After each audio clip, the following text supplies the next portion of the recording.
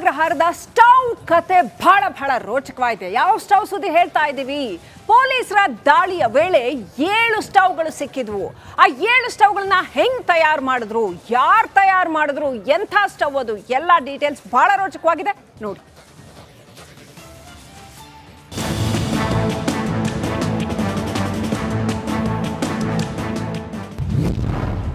ಪರಪ್ಪನ ಅಗ್ರಹಾರದ ಮತ್ತೊಂದು ಎಕ್ಸ್ಕ್ಲೂಸಿವ್. ಮಣ್ಣಿನ ಸ್ಟವ್ ಹಿಂದಿನ ಮಾಸ್ಟರ್ ಮೈಂಡ್ ಯಾರು?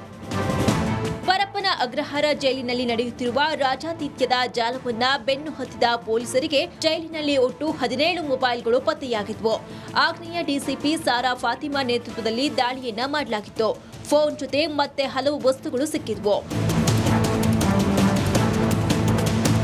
ಇದರಲ್ಲಿ ವಿಶೇಷ ಎಂಬಂತೆ ಜೈಲಿನ ಒಳಗಡೆ ಇದ್ದ ಎಲೆಕ್ಟ್ರಿಕ್ ಮಣ್ಣಿನ ಸ್ಟವ್ಗಳ ಹಿಂದೆ ಮಾಸ್ಟರ್ ಮೈಂಡ್ಗಳು ಕೆಲಸ ಮಾಡಿದ್ವು. ಈ ಬಗ್ಗೆ ರಿಪಬ್ಲಿಕ್ ಕನ್ನಡ ಎಕ್ಸ್ಕ್ಲೂಸಿವ್ ಮಾಹಿತಿಯನ್ನ ರಿವೀಲ್ ಮಾಡ್ತಿದೆ.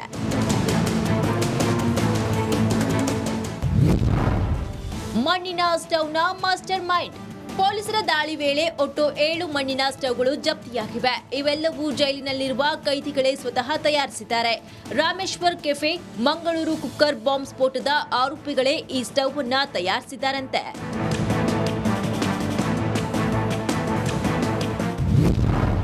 ಸ್ಟವ್ ತಯಾರಾಗಿದ್ದು ಹೇಗೆ?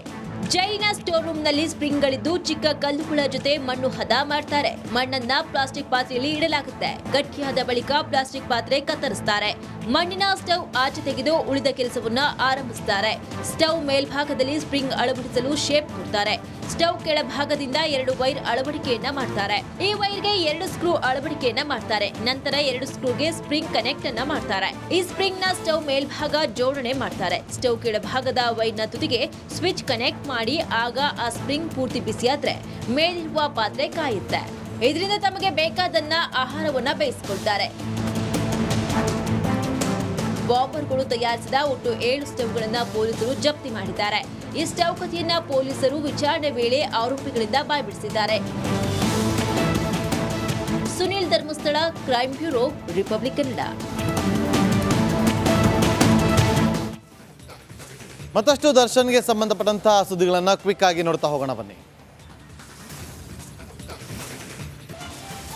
ಬ್ರೇಕಿಂಗ್ ಅಪ್ಡೇಟ್ ಬರ್ತಾ ಇದೆ. ದರ್ಶನ್ ನ್ಯಾಯಾಂಗ ಬಂಧನದ ವಿಚಾರವಾಗಿ ಬ್ರೇಕಿಂಗ್ ಅಪ್ಡೇಟ್ ಬರ್ತಾ ಇರ್ತಕ್ಕಂಥದ್ದು.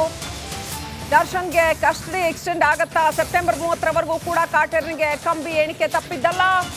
ಡೆವಿಲ್ ಗ್ಯಾಂಗ್ಗೆ ಜೈಲೇ ಗಟ್ಟಿ. ಸೆಪ್ಟೆಂಬರ್ 30ರವರೆಗೂ ಕೂಡ ಕಾಟೇರನಿಗೆ ಕಂಬಿ ಎಣಿಸ್ತಾನೆ ಇರಬೇಕಾಗತ್ತೆ. ಪಾರಾಗೋ ಪ್ಲಾನ್ ಮಾಡಿದವರಿಗೆ ಪೀಕಲಾಟ.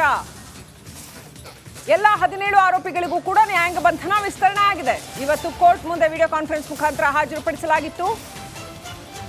ರೇಣುಕಾ ಕೊಂದ ಡೆವಿಲ್ ಗ್ಯಾಂಗ್ಗೆ ಜೈಲೇ ಗಟ್ಟಿ. ಆ ಆರೋಪ ಹೊತ್ತಿರ್ತಕ್ಕಂಥ ಡೆವಿಲ್ ಗ್ಯಾಂಗ್ಗೆ ಜೈಲೇ ಗಟ್ಟಿ.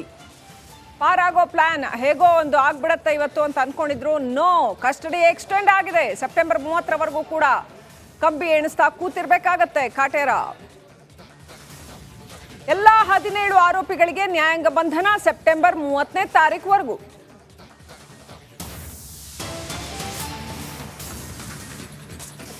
ದರ್ಶನ್ ಗ್ಯಾಂಗ್ಗೆ ಟೆಕ್ನಿಕಲ್ ಎವಿಡೆನ್ಸ್ ಈಗ ಟೆನ್ಷನ್ ಅನ್ನು ತಂದಿಟ್ಟಿದೆ. ಟೆಕ್ನಿಕಲ್ ಎವಿಡೆನ್ಸ್ ಸಲ್ಲಿಕೆಗೆ ನೋಡಿ, FSL report evidence, technical evidence ಅನ್ನು ಕೊಡೋದಕ್ಕೆ ಎಲ್ಲ ರೀತಿಯಂತ ಸಿದ್ಧವಾಗಿದೆ. ACP ಚಂದನ್ನಿಂದ ಎವಿಡೆನ್ಸ್ ಸಲ್ಲಿಕೆ ಆಗಿದೆ. ಈಗ ದರ್ಶನ್ ಆ್ಯಂಡ್ ಟೀಮ್ನ ಕಾನೂನು ತಜ್ಞರ ಸಲಹೆ ಪಡೆಯುವಂಥ ಅವರ ಪರ ವಕೀಲರು ಕಾನೂನಿನ ಒಂದಷ್ಟು ಹೋರಾಟಗಳು ಮುಂದಿನ ದಿನಗಳಲ್ಲಿ ಹೇಗಿರಬೇಕು ಅನ್ನೋದ್ರ ಬಗ್ಗೆ ಒಂದಷ್ಟು ಪ್ಲಾನಿಂಗ್ ಅನ್ನ ಮಾಡ್ತಿದ್ದಾರೆ. ಈಗ ಸಿಕ್ಕಿರುವಂಥ ಮಾಹಿತಿ ಪ್ರಕಾರ ಒಂದು ಕಡೆ ಜೈಲಿನಲ್ಲಿ ಟೆನ್ಷನ್ ಆಗಿದ್ದಾರೆ ಎಲ್ಲ ಆರೋಪಿಗಳು. ಕಾರಣ ಅವರ ವಿರುದ್ಧ ಪೊಲೀಸರು ತನಿಖೆಯ ಸಂದರ್ಭದಲ್ಲಿ ಕಲೆ ಹಾಕಿದ್ದಂಥ ಟೆಕ್ನಿಕಲ್ ಎವಿಡೆನ್ಸ್.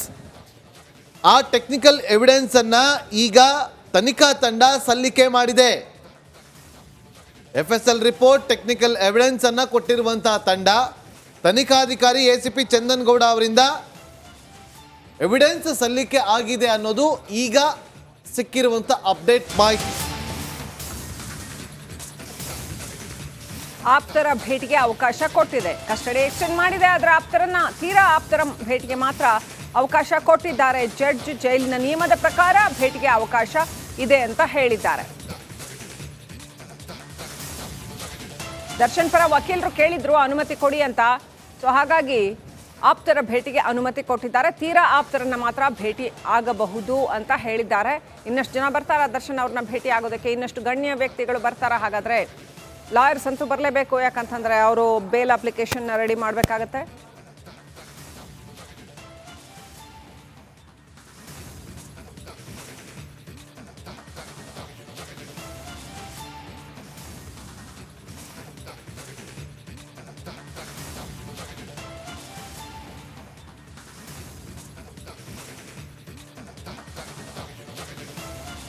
ದರ್ಶನ್ ಬಳ್ಳಾರಿ ಜೈಲಲ್ಲಿ ವಿಲ ವಿಲ ಅಂತ ಒದ್ದಾಡ್ತಾ ಇದ್ದಾರೆ. ಮುಟ್ಟಿದ್ದೆಲ್ಲವೂ ಮಣ್ಣು ಪಾಲಾಗ್ತಾ ಇದೆ. ಈತ ಜೈಲಿನಿಂದ ಹೊರಬರಲಾಗದೆ ಕಂಗಾಲಾಗಿದ್ದಾರೆ. ಇದು ಕಾಟೇರನಿಗೆ ಕರ್ಮ ರಿಟರ್ನ್ಸ್ ಅನ್ನೋ ಮಾತುಗಳು ಕೂಡ ಕೇಳಿ ಬರ್ತಾ ಇದೆ.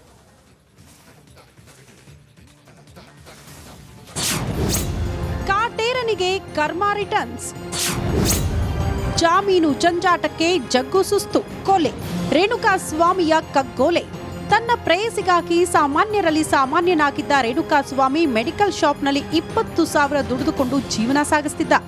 ನೌಟಂಕಿ ಪವಿತ್ರಾಳಿಗೆ ತೋರಿಸಬಾರದನ್ನ ತೋರಿಸಿದ್ದ ಅಂತ ಪಟ್ಟಣಗೆರೆ ಶೆಡ್ನಲ್ಲಿ ದರ್ಶನ್ ಆ್ಯಂಡ್ ಗ್ಯಾಂಗ್ ರೌದ್ರಾವತಾರ ತೋರಿಸಿ ಕೊಂದು ಮುಗಿಸಿದ್ರು.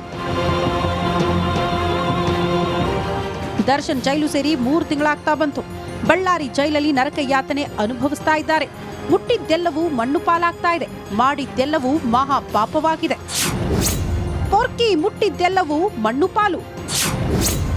ಜೈಲಲ್ಲಿ ಇದ್ರೂ ಕಮ್ಮಿ ಆಗಿಲ್ವಾ ಪೊಗರು?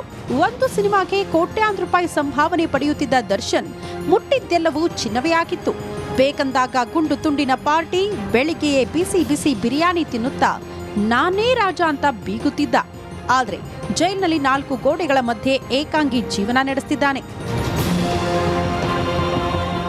ಇನ್ನು ಕೈಗೊಂದು ಆಳು ಕಾಲ್ಗೊಂದು ಆಳನ್ನ ಪೊರ್ಕಿ ಬಾಸ್ ಇಟ್ಕೊಂಡಿದ್ದ. ಆದ್ರೆ ಜೈಲಿಗೆ ಹೋದ ಮೇಲೆ ಎಲ್ಲವೂ ತಾನೊಬ್ಬನೇ ಮಾಡ್ಕೊಳ್ಬೇಕು. ತನ್ನ ಸೆಲ್ನ ತಾನೇ ತೊಳೆದುಕೊಳ್ಬೇಕು. ಟಾಯ್ಲೆಟ್ನ ಕೂಡ ತಾನೇ ತೊಳೆದುಕೊಳ್ಬೇಕು. ಇನ್ನು ತಾನು ಧರಿಸಿದ್ದ ಬಟ್ಟೆಯನ್ನ ತಾನೇ ತೊಳೆದುಕೊಳ್ಬೇಕು. ಸದ್ಯಕ್ಕಂತೂ ಪೊರ್ಕಿ ಬಾಸ್ಗೆ ಜಾಮೀನು ಕನಸಿನ ಮಾತಾಗಿದೆ. ಜೈಲಿನಲ್ಲಿ ಜ್ಞಾನೋದಯ ಆಗ್ಲಿ ಅಂತ ಪತ್ನಿ ವಿಜಯಲಕ್ಷ್ಮಿ ಹನುಮಾನ್ ಚಾಲೀಸ ನೀಡಿದ್ದಾರೆ. 100 ದಿನ ಮರೆಯದೆ ಹನುಮಾನ್ ಚಾಲೀಸ ಓದಲು ಹೇಳಿದ್ದಾರೆ. ಹೀಗಾಗಿ ಬೆಳಗ್ಗೆಯೇ ತಣ್ಣೀರು ಸ್ನಾನ ಮಾಡಿ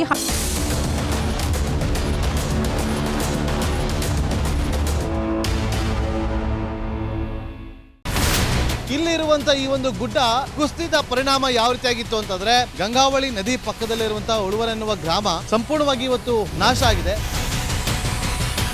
ಮನೆ ಮಠ ಏನಿಲ್ಲ, ಎಲ್ಲ ಹೋಗ್ಬಿಟ್ಟಿದೆ.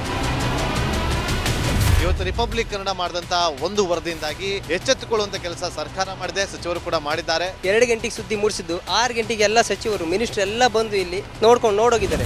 ಎಲ್ಲಾ ಜನರಿಗೂ 1,20,000 ಮತ್ತೆ ಅವರಿಗೆ ಮನೆಗೆ 5 ಲಕ್ಷ. ಈ ಸುದ್ದಿಯನ್ನ ಎಲ್ಲ ಒಂದು ಅಧಿಕಾರಿಗಳಿಗೆ ಮೂಡಿಸಿದ್ದಕ್ಕಾಗಿ ರಿಪಬ್ಲಿಕ್ ಕನ್ನಡ ಟಿವಿಗೆ ಧನ್ಯವಾದ ಹೇಳಿ ಇಷ್ಟಪಡ್ತೇವೆ. ಮನೆನೂ ಕೊಡ್ತೇವೆ, ಮಕ್ಕಳ ಶಿಕ್ಷಣಕ್ಕೆ ತೊಂದರೆ ಆಗದೆ ಇದ್ದಂಗೆ ಹೆಲ್ಪ್ ಮಾಡ್ತೇವೆ. 1,20,000 ಮನೆ ಯಾರ್ದ್ರ ಡ್ಯಾಮೇಜ್ ಆಗಿದೆ ಅದನ್ನ ಕೊಡ್ತೀವಿ ಅಂತ ಒಪ್ಕೊಂಡಿದ್ದಾರೆ. ನಮ್ಮ ಕಷ್ಟಕ್ಕೆ ನೀವು ರಿಪಬ್ಲಿಕ್ ಕನ್ನಡದವರಾದಂತ ನೀವು ನೆರವಾಗಿರುತ್ತೆ ನಾವು ನಂಬಿದ್ದೇವೆ. ಅವರಿಗೆ ಸೂರನ್ನ ಕಲ್ಪಿಸಿಕೊಡೋವರೆಗೂ ಕೂಡ ರಿಪಬ್ಲಿಕ್ ಕನ್ನಡ ಅವರಿಗೆ ಧ್ವನಿಯಾಗಿ ನಿಲ್ಲುವಂತ ಕೆಲಸವನ್ನ ಮಾಡುತ್ತೆ.